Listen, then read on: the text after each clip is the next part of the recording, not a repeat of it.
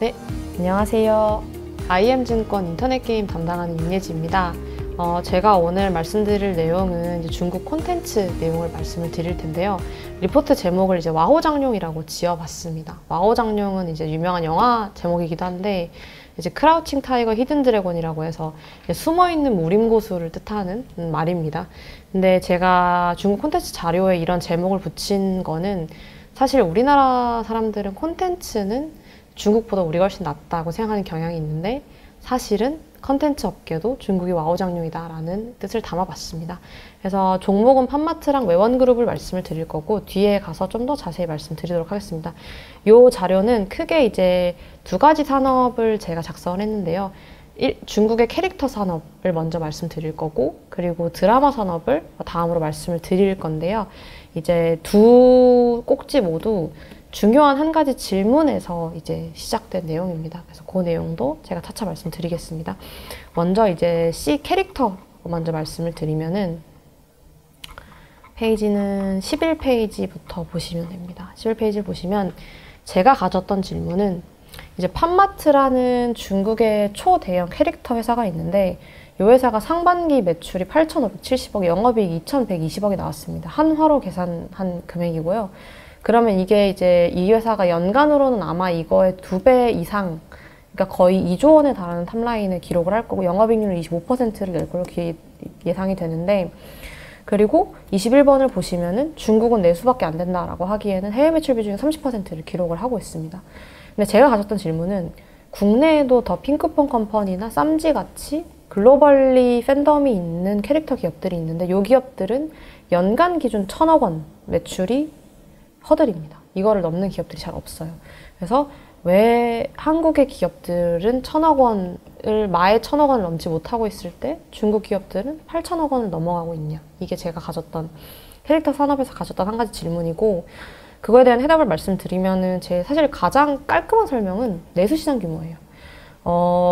그림 26번 보시면은 글로벌 아트토이 시장 규모가 있고, 27번은 중국 아트토이 시장 규모가 있는데, 전체 글로벌 시장에서 중국 비중이 26%입니다. 그래서 압도적인 내수시장 규모를 가지고 있고, 그리고 팜마트가 2024년 상반기에 매출 8,600억이라고 했는데, 그중에 70%가 중국 내수에서 발생을 했습니다.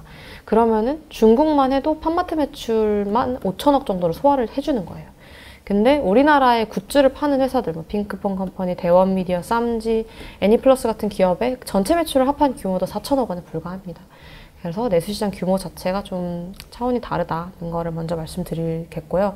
근데 이건 사실 좀 뻔한 해답이고, 제가 봤을 때 더 중요한 거는 다음 말씀드릴 오프라인 DNA입니다. 밑에 그림을 보시면은, 그림 28번, 29번을 보시면 이게 팜마트라는 중국 기업이고, 산리오라는 일본 기업입니다. 두 기업 모두 시가총액 10조 원을 넘어가는 초대형 컨텐츠 캐릭터 기업인데, 이 두 회사 모두 보시듯이 오프라인 매장을 베이스로 운영을 합니다. 이 회사는 오프라인 DNA가 있는 기업들입니다. 근데 이런 캐릭터 비즈니스를 할 때는 단순히 이제 우리가 온라인으로 물건을 많이 사는 것도 중요하지만은, 이런 오프라인 매장에 가서 체험을 하는 것 자체가 그 캐릭터 팬덤을 형성하는 데 굉장히 중요합니다. 그래서 오프라인 DNA가 중요한데, 제가 앞서 한국 기업으로 말씀드렸던 쌈지랑 핑크퐁은 생각해보면은, 쌈지엔터 같은 경우는 애니메이터가 만든 기업이기 때문에 완전 온라인 DNA를 가지고 있고요. 핑크퐁 컴퍼니 같은 경우도 핑크퐁이라는 컨텐츠가 유튜브를 타고 글로벌화 된 거에서 알 수 있듯이 온라인 DNA만 가진 기업입니다. 그래서 이 두 기업은 오프라인 접점을 늘리는 데는 다소 보수적인 모습을 보이고 있습니다. 그래서 이제 다음은 넘어가고, 그러면은 이제 팜마트는 도대체 어떤 기업이냐를 좀 더 세부적으로 설명드리면은, 표 1번 보시면 제가 아까 말씀드렸듯이 24년 연간으로는 이게 위안화 기준이기 때문에 대략 한 180원에서 200원 정도를 곱하면 한화로 계산이 되는데요. 2조 원 조금 안 되는 매출을 기록할 걸로 예상이 되고, 영업이익률을 26%라고 계산하면은 5천억이 넘는 영업이익을 올해만 기록할 걸로 예상을 하고 있습니다. 근데 이제 더 중요한 거는 그림 30번인데요. 제가 이 회사의 해외 매출 비중이 상반기에 30%라고 말씀드렸었는데, 23년도 연간으로 보면 15%입니다. 이제 상반기만에 거의 이제 해외 매출 비중이 2배로 늘어난 건데요.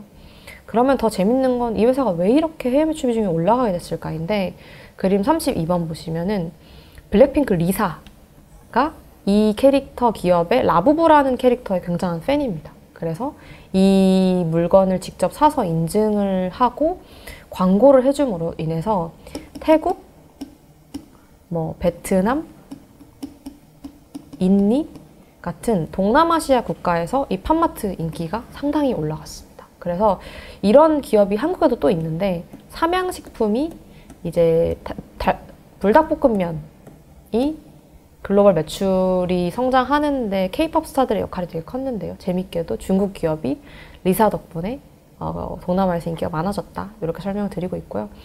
그리고 이러한 콘텐츠 기업들에 대해서 항상 나오는 게, 얘네 근데 라부부라는 캐릭터가 인기 많으면 이 캐릭터가 인기 없어지면은 이제 인기 없는 거 아니냐인데, 그림 36번 보시면은 얘네는 상위 5개 IP가 골고루 매출을 기여하는 모습을 보이고 있습니다. 그래서 이제 라부부가 제가 말씀드린 캐릭터고, 올해 상반기 매출만 해도 작년 대비해서 작년 연간 매출을 크게 상회하는 걸 보실 수 있고요.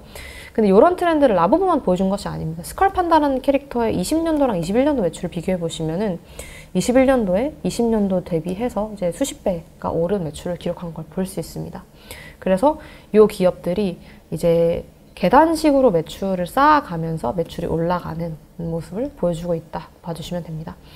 그리고 재밌는 거는 저는 미래의 디즈니가 될 수 있는 기업이 어딘지 생각해보면 산리오랑 팜마트를 말할 것 같습니다. 근데 그 이유가 보시면 그림 37번에 게임로 만들고 있고요. 그림 38번 보시면 테마파크도 북경에 오픈을 했습니다. 근데 이 테마파크를 실제로 아마 가보신 분은 안 계실 거고, 이 테마파크가 어떻게 생겼는지 유튜브에 들어가면은 이제 일반 참가자들, 일반 관람객들이 올린 영상들이 있는데, 그런 걸 보면은 굉장히 잘 해놨습니다. 그래서 저는 디즈니, 향후 미래의 디즈니가 어디가 될까 생각해보면 팜마트가 좀 유력하지 않나 생각하고 있습니다.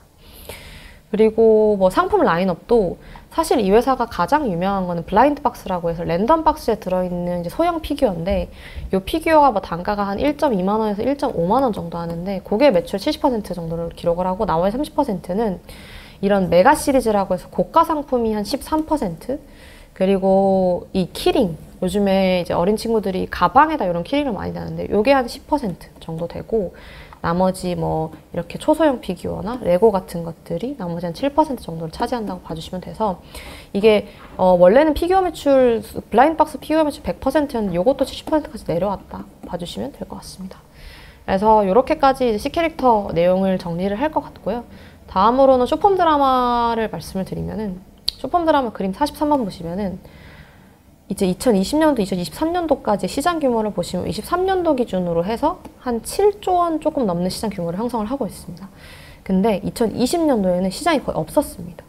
그래서 초단기에 굉장히 큰 시장으로 성장을 했고, 이걸 이제 비교해서 보면 좀 더 선명히 볼 수 있는데, 23년도 기준 중국의 박스 오피스, 그러니까 영화 시장 규모가 한화 기준으로 10조 원 정도 됩니다. 그러니까 쉽게 말하면 쇼폼 드라마라는 산업 자체가 4년 만에 박스오피스 시장 규모를 따라잡았다라고 볼 수 있습니다.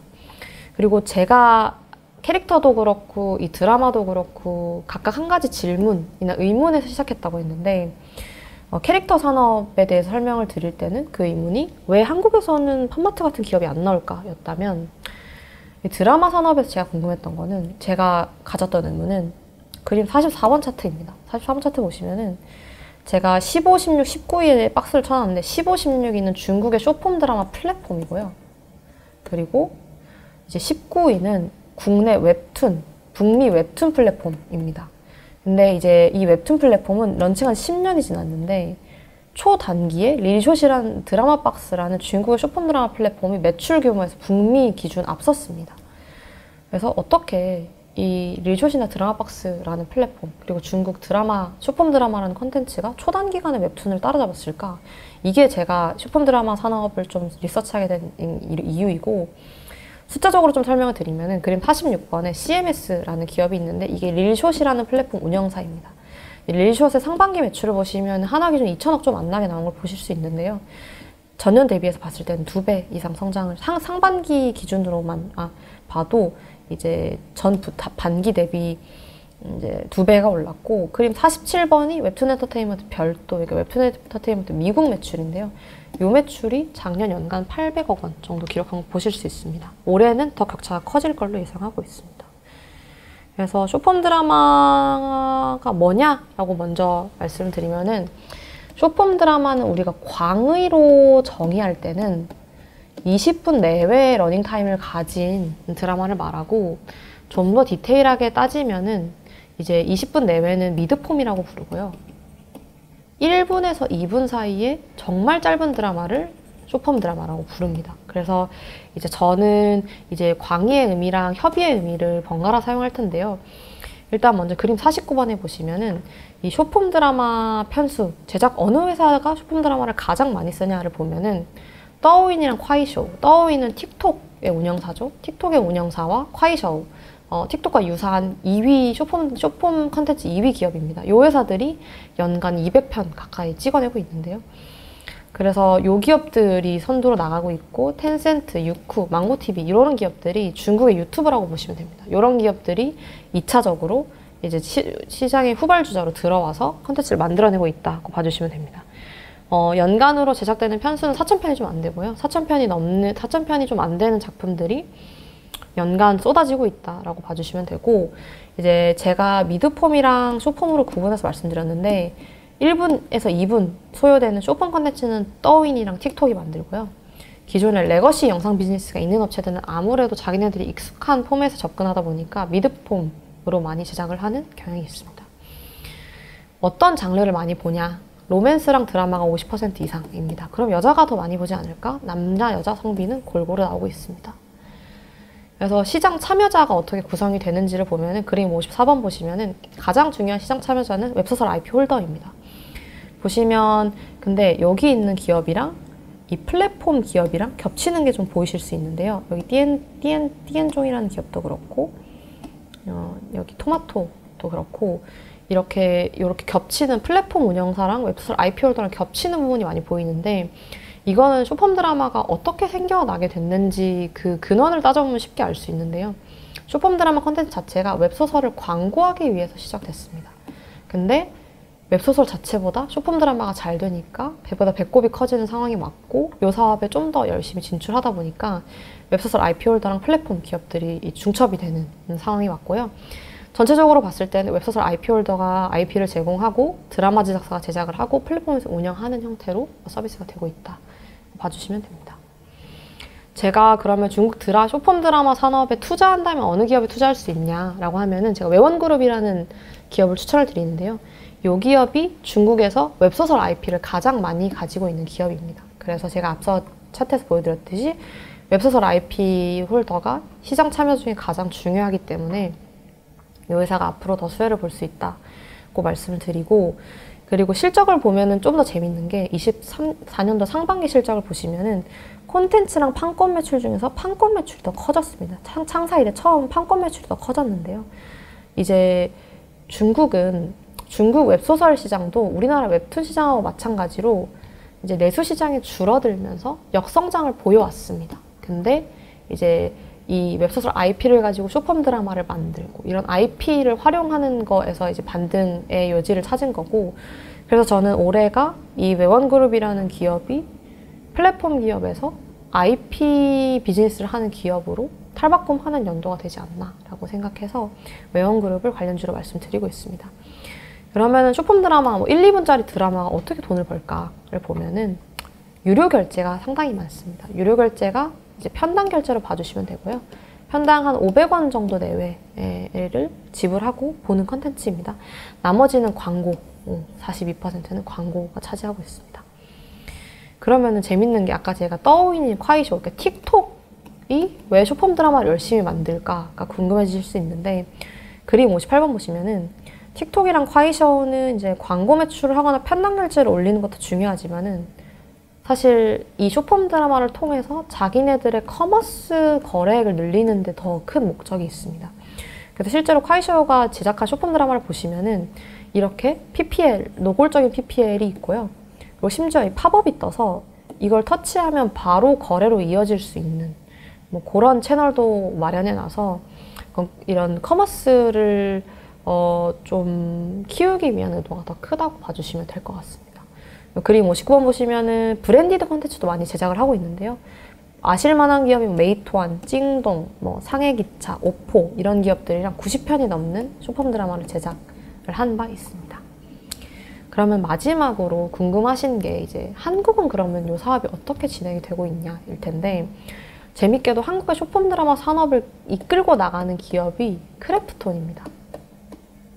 크래프톤이 이제 9월에 스푼랩스라는 기업에 1,200억 원 지분 투자를 단행을 했는데요. 이 스푼랩스가 과거 스푼 라디오라는 이제 쉽게 말하면 그 아프리카 TV인데 음성을 기반으로 구동하는 아프리카 TV라고 봐주시면 됩니다. 요 서비스를 하던 기업이 올해 7월에 비글루라는 쇼폼 드라마 플랫폼을 런칭을 했습니다. 그래서 크래프톤은 이 쇼폼이라는 컨텐츠의 가능성을 보고 우리나라 중에서 쇼폼 플랫폼을 가장 잘 운영할 것 같은 기업에 1,200억 원의 통큰 투자를 단행했다고 봐주시면 되고요. 이제 그림 60번이랑 61번이 이제 스푼랩스에서 런칭한 비글루 사용자 화면인데요. 비글루의 엣지는 지금 현재 글로벌리 보급된 쇼폼 드라마 컨텐츠의 95% 이상은 전부 중국 컨텐츠입니다. 근데 비글루는 순수하게 한국 컨텐츠만으로 경쟁을 하겠다.